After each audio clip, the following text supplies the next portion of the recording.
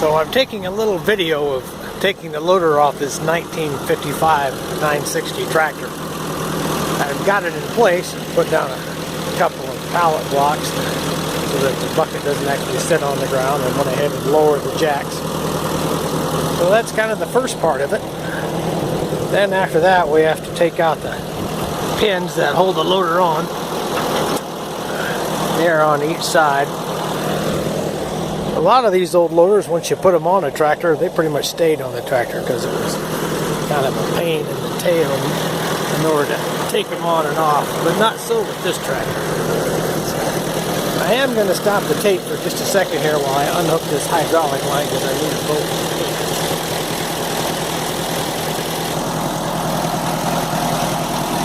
So now the hydraulic lines are disconnected. I've lowered the loader down onto the pallet blocks, and it's pretty much ready to go. This loader mounts by driving straight into the yoke. The last thing that we need to do then is pop off the muffler so that we don't bend it. It's a little hot. Hopefully we won't start a fire. Then we just hop on the tractor and back away.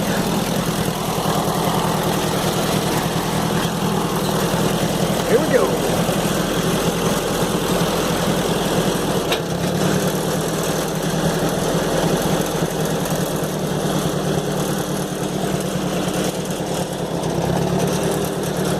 That's detaching the Ford motor from the Ford 900 series.